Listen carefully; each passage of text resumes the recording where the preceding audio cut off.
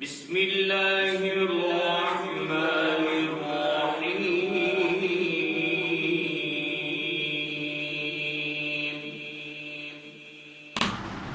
محترم سامعین و سامعات، آپ سن رہے ہیں تاریخ اسلام کو۔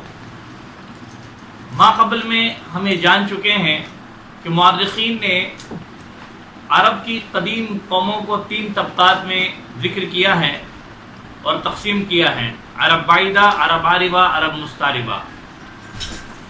ہم ان چیزوں کو جان چکے اور ان کے حالات کو جان چکے ہیں۔ ہم یہ بھی جان چکے ہیں کہ عرب یہ سام بن نوح کی اولاد ہیں اور سامی خاندان کا گہوارہ ہے۔ عرب بعیدہ کے حالات بہت کم معلوم ہو چکے ہیں اور ان سے یہ اندازہ نہیں ہو سکتا کہ عرب بعیدہ کی اخلاقی حالت اپنے ہم عصر اقوام عالم پر اور ان کے مقابلے میں کیا ہوگی۔ تاہم یہ ضرور قیاس کیا جا سکتا ہے کہ اس کے ابتدائی زمانے میں جبکہ روب مسکون پر انسانی آبادی تعداد نفوس کے اعتبار سے بہت کم ہوگی، عموماً سب کی اخلاقی حالت یکساں ہوگی، ایک ہی درجے کی ہوگی۔ بنی اسماعیل کے عروج اور ترقی کے پہلے اور عرب بعیدہ کے بعد قحطانی عربوں کے دوروں میں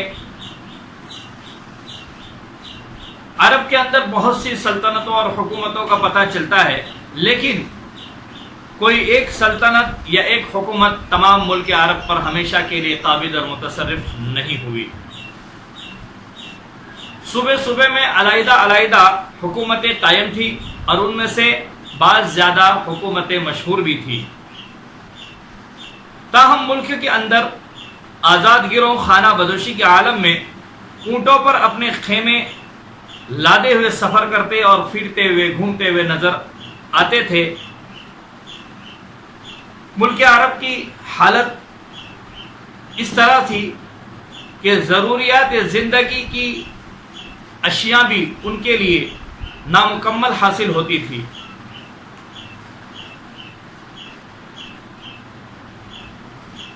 اس ضروریات زندگی کی کمی نے ان کے تمدن کو ترقی کرنے نہیں دیا اور اس سے روکے رکھا،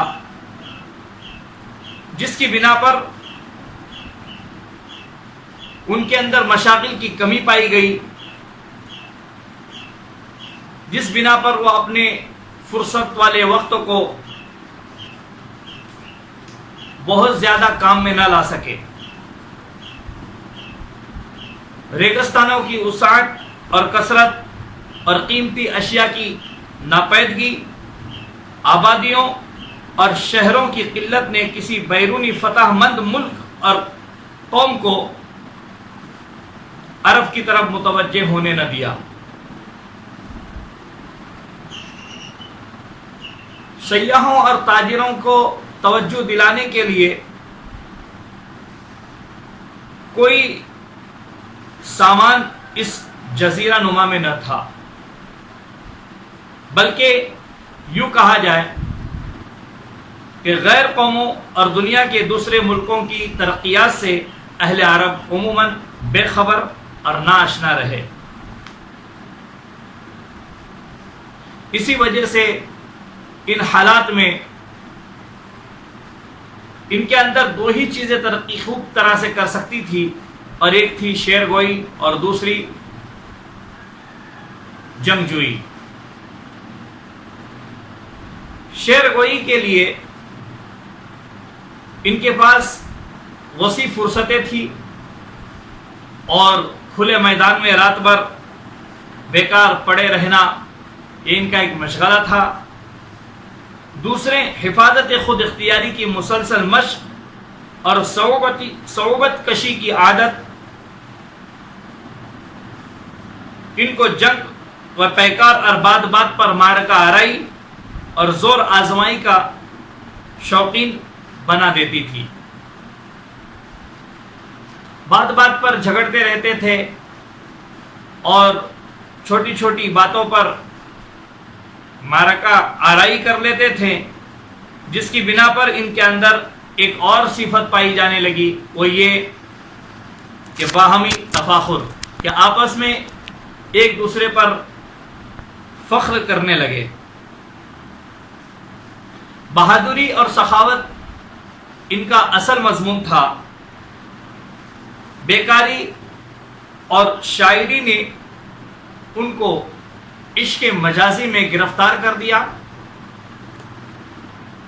اور ان کے عمرا کو شراب خوری کی عادت میں مبتلا کر دیا تھا۔ بہادری اور سخاوت نے ان کو اعلیٰ درجے کا مہمان نواز اور قول و قرار میں پکا بنا کر مستحق تکریم بنا دیا تھا۔ جوا، تیر اندازی، مشاعرے، مفاخرت، مسابقت وغیرہ ان کے دل بہلانے کے لیے کافی مشاغل تھے، اور اسی سے وہ اپنا وقت کس طرح سے گزرے اس کی فکر میں رہتے تھے۔ بہرحال عرب بعیدہ کی طرف حضرت ہود علیہ السلام اور حضرت صالح علیہ السلام وغیرہ ایسے کئی نبی مبعوث کیے گئے، اور ان انبیاء کی نافرمانی کا نتیجہ یہ ہوا کہ وہ تمام طبقہ یعنی عرب بعیدہ ہلاک و برباد ہوا۔ ما قبل میں اس سے پہلے ہم ذکر کر چکے ہیں کہ یعرب بن قحطان نے عرب بعیدہ کی نسلوں کو تک برباد کر دیا اور ان کے نام و نشان کو مٹا دیا۔ دوسرے طبقے یعنی قحطانی عربوں کی طرف بھی بعض ہادی مبعوث ہوئے، اور اہل عرب بہت کم ان کی طرف متوجہ ہو گئے۔ چنانچہ نافرمانیوں اور سرکشیوں کی پاداش میں بار بار ان پر بھی ہلاکتیں وارد ہوئیں۔ اس ملک کے باشندوں کی سرکشی و آزاد مزاجی نے ان کو تعلیمات انبیاء سے بھی زیادہ مستفز نہ ہونے دیا۔ حضرت ابراہیم علیہ السلام اور حضرت اسماعیل علیہ نبینا علیہ السلام پر بھی اس ملک کے تھوڑے سے آدمی، بہت کم آدمی ایمان لا چکے تھے۔ دین و مذہب کے معاملے میں ان کے فخر، نسب اور خود ستائی نے ان کو اپنے نسبی بزرگوں کی مدح سرائی پر متوجہ کر کے بآسانی مشاہر پرستی پر آمادہ کر کے اور بالآخر انہی کے ناموں کے بتوں کی پوجا کا عادی بنا دیا تھا۔ یعنی وہ اپنے نسب ناموں پر بڑا فخر کرتے تھے، اور ہوتے ہوتے یوں ہوا کہ آگے چل کر اپنے باپ داداؤں کے ناموں کے بت بنائیں اور انہی کی پوجا کرنے لگے۔ بہرحال جب قحطانی قبائل کا زور ملک عرب میں کم ہونے لگا اور بنو اسماعیل یا عدنانی قبائل نے زور پکڑنا شروع کیا، تو قبیلہ خزاعہ کی مکہ پر چڑھائی اور قبیلہ جرہم کی شکست نے عدنانی قبائل کو اطراف ملک میں پریشان و آوارہ کر کے حجاز میں بنی اسرائیل کے ابھرتے ہوئے زور کو سخت صدمہ پہنچایا، اور نتیجہ یہ ہوا کہ ملک کے ہر حصے اور ہر صوبے میں عدنانی و قحطانی قبائل ایک دوسرے کے ہمسر و مد مقابل نظر آنے لگے، اور اس طرح تمام جزیرہ نمایاں عرب میں آزاد و مطلق العنان چھوٹے چھوٹے قبائل کے سوا کوئی بھی بڑی اور قابل تذکرہ حکومت باقی نہ رہی۔ ما قبل میں ہم جان چکے ہیں کہ اہل عرب اکثر و بیشتر خانہ بدوشی میں رہا کرتے تھے۔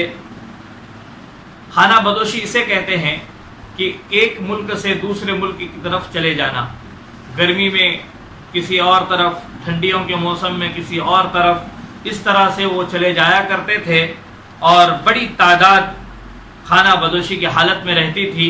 بہت کم لوگ تھے جو اپنے صوبے میں اور قریوں میں اور آبادیوں میں رہتے تھے۔ اہل عرب کی ایک خاص عادت یہ تھی کہ اپنے سلسلے نسب کو بہت اچھا یاد رکھتے تھے، اور ان کو محفوظ رکھنے کا انہیں بہت گہرا شوق تھا۔ آبا و اجداد کے ناموں اور کاموں کو وہ فخریہ بیان کرتے تھے، اور اسی ذریعے سے لڑائیوں میں جوش اور بہادری دکھانے کا شوق ان میں پیدا ہوا تھا۔ ملک کی آب و ہوا کا اثر تھا یا نسب دانی کے شوق کا نتیجہ تھا، مگر اہل عرب کی قوت حافظہ بہت زبردست تھی۔ کئی 100 اشعار کے قصیدے ایک مرتبہ سن کر یاد کر لینا اور نہایت صحت کے ساتھ سنا دینا ان کے لیے معمولی بات تھی۔ شاعری اور قادر الکلامی کے عام شوق نے ان کی زبان کو اس قدر ترقی یافتہ حالت تک لے جا کے چھوڑ دیا تھا کہ وہ دوسرے کو عجم کہنے پر مجبور ہو گئے تھے۔ عجم کے معنی ہوتے ہیں گونگا۔ ان کی ایک حالت یوں تھی کہ کسی قبیلے کا کوئی آدمی کسی دوسرے قبیلے کے ہاتھ سے مارا جاتا تو جب تک قصاص اور بدلہ نہیں لیتے خاموش نہیں رہتے تھے، چین سے نہیں رہتے تھے، بلکہ اپنے مقتول کا بدلہ نہ لینے پر انہیں اپنی بے عزتی کا احساس ہوتا تھا اور وہ اسے بڑی بھاری بے عزتی سمجھتے تھے۔ خانہ کعبہ کی عظمت اور بیت اللہ کا حج تمام قبائل عرب میں ہمیشہ سے ہر زمانے میں مروج رہا ہے، اور مظلوم کی مدد کرنا اور ظالم کو ظلم سے روکنا، اس کے مقابلے میں کھڑے رہنا، یہ ان کے اندر ایک خوبی سمجھی جاتی تھی، اور بزدلی اور کنجوسی کو بہت برا عیب سمجھتے تھے۔ یہ عرب کے کچھ مختصر حالات ہم نے آپ کے سامنے پیش کیے ہیں۔ آپ سے گزارش ہے سنیں، لوگوں تک پہنچائیں۔ اب آئندہ بھی ہم آپ کے سامنے ان کے حالات کو ذکر کرتے رہیں گے۔ جزاکم اللہ خیرا و احسن الجزاء۔